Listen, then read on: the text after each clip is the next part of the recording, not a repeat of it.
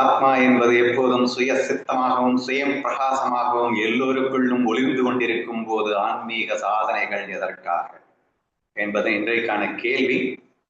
So இதற்கு என்ன பதில் சொல்றது அப்படின்னு பார்க்கும்போது அது உண்மைதான். ஏன்னா ஆத்மா என்பது சுய சித்தமாக இருக்கிறது, சுயம் பிரகாசமாக இருக்கின்றது. ஆத்மானாலே சச்சிதானந்த ஸ்வரூபம் அப்படின்னு சொல்றோம்.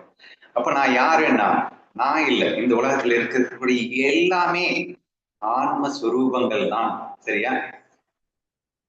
ஆன்மஸ்வரூபங்கள்னா என்ன அர்த்தம்? சச்சிதானந்த ஸ்வரூபங்கள்னு அர்த்தம். அப்படின்னா எல்லாருமே பெர்மனன்ட் பிளிஸ்ல இருக்கக்கூடிய ஆட்கள் அப்படின்னு அர்த்தம். சரியா? சரி, அப்படின்னா எதுக்கு ஆன்மீக சாதனை? ஆன்மீக சாதனை என்னன்னு தெரியுமா? துக்கத்திலிருந்து விடுதலை பெற்று சுயஸ்வரூபத்தை அனுபவிப்பது அப்படின்னு அர்த்தம். சரியா? what do you mean by the spiritual practice அப்படின்னா, துக்கங்களிலிருந்து முழுமையாக விடுபட்டு ஸ்வரூப ஆனந்தத்தில் எப்போதும் திளைத்திருப்பதற்காக நாம் ஆன்மீக சாதனைகள் செய்கின்றோம். துக்கமா? ஆனந்த சுரூபத்திலே துக்கமா? அது எப்படிடா முடியும்? ஆனந்த சுரூபத்திலே எப்படிடா துக்கம் இருக்க முடியும்? சுரூபமே ஆனந்தங்கிற, அப்புறம் துக்கங்கிற அப்படின்னா, ஆனந்த சுரூபமே தன்னுடைய ஆனந்தத்தை விதவிதமாக வெளிப்படுத்தி மகிழ்வதற்காக மாயையாக வெளிப்பட்டது. சரியா? தீபிகா எக்ஸ்பிளைன் பண்ணும்போது ஒரு அருமையான விஷயத்தை எக்ஸ்பிளைன் பண்ணலாம். உணர்வு அப்படிங்கிறது வெளிப்படும் போது பொய்யாதான் வெளிப்படுத்த முடியும். அது உணர்வு மயமாக ஆனந்தமயமாக இருக்கின்றது அப்படிங்கிறது இருந்தாலும் அதை எக்ஸ்பிரஸ் பண்ணும் போது ஆட்டோமேட்டிக்கலி எக்ஸ்பிரஸ் பண்ணிட்டேனாலே அது பொய் தாங்க. ஃபீலிங். இப்ப நான் ஐ லவ் யூன்னு சொல்றேன் இல்லையா, நான் உன்னை லவ் பண்ணிட்டு இருக்கேங்கிறது ட்ரூத். எக்ஸ்பிரஸ் பண்றது அப்படிங்கிறது ட்ரூத்தா அப்படின்னு கேட்டீங்கன்னா, அதை எக்ஸ்பிரஸ் பண்ணித்தான் காட்டணும்னு நினைச்சேன்னா ட்ரூத் இல்லை. என்னுடைய லவ் நான் எக்ஸ்பிரஸ் பண்ணித்தான் சொல்லணும் அப்படின்னு நினைக்கும் போதே என்னுடைய லவ் கரெக்ட் ஆகுது இல்லை. I don't want to explain my love to you because I love you. எல்லோரையும் நான் நேசித்துக் கொண்டிருக்கும் போது நான் நேசிக்கிறேன் நான் சொல்லிட்டு இருக்கணும்னு என்ன கட்டாயம் இருக்கு? சோ இந்த பிரம்மானந்த உணர்வானது அது சுய சித்தமாக சுயம் பிரகாசமாக தன்னில் தான் எப்போதும் ஒளிந்து கொண்டே இருக்கும் அப்படிங்கிறதான் உண்மை. ஆனாலும் ஒரு ஃபன் பண்றதுக்காக, விளையாட்டுக்காக பொய்யாக வெளிப்படுத்தி மறுக்கிறது. சோ அந்த வெளிப்பாடு அத்தனையுமே பொய் என்பதை நீங்கள் உணர்ந்து விட வேண்டும். சரியா?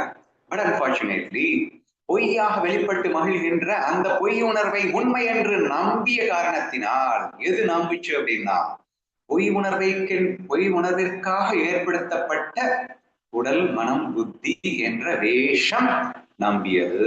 சரியா? அப்ப ஃபன் பண்றதுக்காக, மாயைக்காக பொய்யாக உடல் மனம் புத்தி என்ற ஒரு விஷயம் உருவானது. அது அந்த வேஷத்தை உண்மை என்று நம்பியது. அதனால பொய் உணர்வை உண்மை என்று நம்பியதுன்னு வச்சுக்கோங்க. சரியா?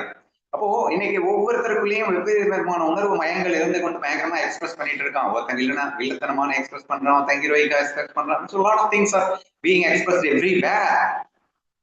பட் அதுக்கு எல்லாத்துக்குமே பிஹைண்ட்ல சோர்ஸ் என்னன்னு பாத்தீங்கன்னா அந்த பிரம்ம உணர்வு தான் இந்த வேஷங்களில் பட்டு பிரதிபலிக்கும் போது விதவிதமாக அங்கே வெளிப்பட்டுக் கொண்டிருக்கிறது. ஆனால் அத்தனையும் பொய். உண்மையோ அந்த சச்சிதானந்த உணர்வு மட்டுமே பொய்யாக வெளிப்படுகின்றது. பட் அன்பார்ச்சுனேட்லி அந்த பொய்யாக வெளிப்படுகின்ற உண்மை உணர்வினை உண்மை என்று நம்பும் போது என்ன ஆயிடுது அப்படின்னா, இந்த உண்மை உணர்வே காணாம போயிடுது அப்படிங்கிற மாதிரி அனுபவம் ஏற்படுகிறது. சரியா?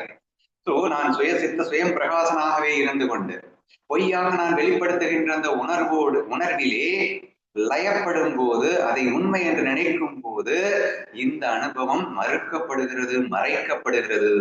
எதனால் மறுக்கப்பட்டது மறைக்கப்பட்டது என்றால் அந்த மனதால், அந்த மனம் எடுத்துக்கொண்ட வேஷத்தால் மறைக்கப்பட்டது அப்படிங்கிற மாதிரி வந்துருது. அப்ப ஆன்மீக சாதனைகள் எதற்காக அப்படின்னு சொன்னா, அந்த மறைப்பினை நீக்குவதற்காக. எது மறைத்தது அப்படின்னா மனம் மறைத்தது. மனதிலே எது மறைத்தது அப்படின்னு கேட்டா மனதிலே உள்ள குணங்கள் மறைத்தது.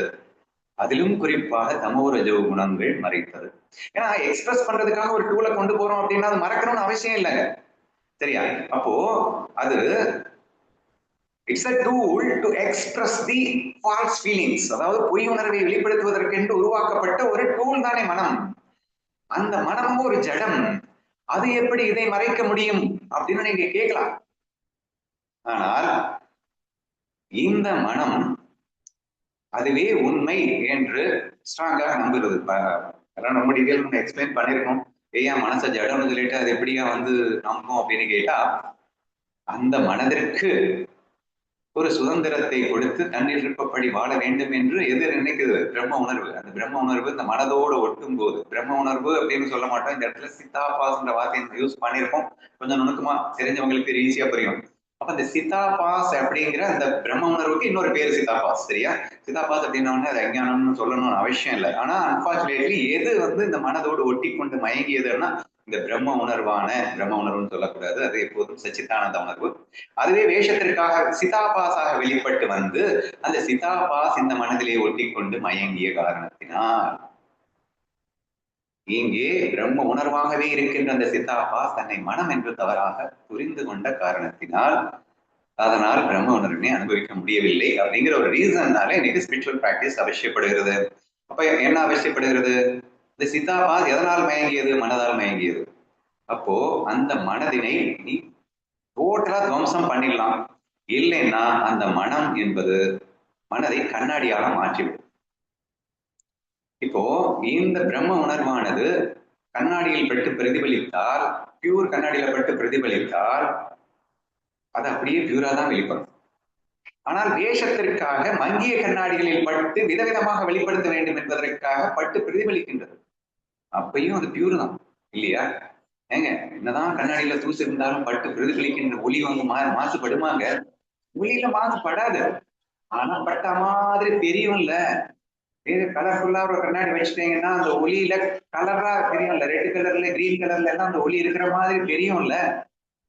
ஒளிக்கு எதிராக கலரு இல்லைன்னா, ஆனா அந்த கண்ணாடியில இருக்கக்கூடிய அந்த கலருக்கு ஏத்த மாதிரி அது மாறுதில்லை. ஸோ அந்த மனதிற்குள்ளே இருக்கின்ற குணங்களுக்கு ஏற்ற மாதிரி அது மாறுதில்லை. இந்த மாற்றத்திலே அதை உண்மை என்று நம்பிவிட்டோம். அப்போ நம்பியதற்கு காரணம் என்ன? அந்த கலர்ஸ். எது குறிப்பா தமோ ரஜோ குணங்கள் என்ற அந்த கலர்ஸ் நம்மை மறக்கடித்தது. அப்போ அதை நீ பியூர் டிரான்ஸ்பரண்ட் கலரா மாத்து, சாத்விக் கலரா மாத்து. பியூர் டிரான்ஸ்பரண்டா மாத்தினேன்னா அந்த ஒளியை உன்னால் தெளிவாக பார்க்க முடியும், உணர முடியும். அப்போது நீ யார் என்று உணர்வாய். So the spiritual practices is just to purify the mind and not to know you who you are. உன்னை ரியலைஸ் பண்றதுக்காக இல்ல, அதுதான் சுயமா இருக்கு, சுத்தமா இருக்கு. So that is not necessary. இப்போ இதை கிளீன் பண்றதுக்கு அது அவசியப்படுகிறது அப்படிங்கிற மாதிரி புரிஞ்சுக்கணும். And I have given some other example. எனக்கு குட் மார்னிங் மெசேஜ்ல என்ன கொடுத்துருக்கேன்னா மேகத்தை எக்ஸாம்பிளா காட்டியிருக்கேன். இப்ப சூரியன் சுயமாக ஒளிந்து கொண்டிருக்கின்றது. ஆனால் இப்ப இந்த மேகம் இருக்குன்னு வச்சுக்கோங்களேன், ஃபுல்லா அந்த கருமேகம்னு சொல்லுவோம். இந்த கருமேகம் மூடும் போது இருளாவே மாறிடுது. பாத்தீங்களா? பகலாதான் இருக்கும். ஃபுல் கருமேகம் மூடிச்சு அப்படின்னா இருளாகவே ஆகக்கூடிய அளவிற்கு அந்த சூரிய பிரகாசம் அப்படிங்கிறது மறைக்கப்படுகிறது அப்படிங்கிறத கவனிச்சோம். சரியா? அப்ப இங்கே மேகத்தை நான் மனதோடு ஒப்பிட்டுக் கொண்டிருக்கின்றேன். உன் மனம் முழுமையாக கருப்படிந்து கொண்டிருக்கும் போது உன்னால் உன் சுயமாக ஒளிந்து கொண்டிருக்கும் அந்த சுய பிரகாசத்தை அனுபவிக்க முடியாமல் போய்விடுகின்றது. அப்ப நீ என்ன பண்ண? ஒண்ணு, இந்த மேகமே இல்லாம போயிடு. மேகமே சுத்தமா இல்லைன்னா சூப்பரா ஒளிரும். ஆனா அது என்னால முடியாது, கஷ்டம்தான், புரியுது எனக்கு. அப்ப நீ என்ன பண்ண? உங்கள் உள்ள மடங்களை எல்லாம் கிளீன் பண்ணி நல்லா டிரான்ஸ்பரண்ட் கண்ணாடியா மாறு அப்படின்னா அந்த மேகம் டிரான்ஸ்பரண்டா இருக்கிற மாதிரி மாறும்போது அப்போ சூரிய பிரகாசத்திற்கு எந்த பங்கமும் இல்லை. அப்ப நான் என்ன சொல்ல வரேன்னா, நீ வேஷத்துல இருக்கிறது தப்பில்லடா. ஆனா அந்த வேஷம்ங்கிறது புரிந்து கொண்டு அந்த வேஷத்தில் இருந்தா நீ பிரம்ம உணர்வுலதான் இருப்ப. ஆனா வேஷத்தை உண்மை என்று நம்புகின்ற போதுதான் நீ உன்னை யார் என்றே மறக்கின்றாய். ஆதலால் இந்த ஆன்மீக சாதனைகள் என்பது முழுக்க முழுக்க நம்முடைய மனதை கழுவி துடைப்பதற்காகவென்றே ஏற்படுத்தப்பட்டது என்பதை புரிந்து கொள்ளுங்கள். அந்த சுத்தமான மனதிலே நான் பிரம்மம் என்ற அந்த ஒரு விஷயம் உள்ளே போகும்போதே அற்புதமாக அது வெளிப்பட்டு அது பிரகாசமாக அனுபவத்திற்கு வரும். ஆதலால் நான் ஸ்பிரிச்சுவல் பிராக்டிசஸ் செய்வதற்கான காரணம் மனதை சுத்தப்படுத்துவதற்காக என்று புரிந்து கொள்ளுங்கள்.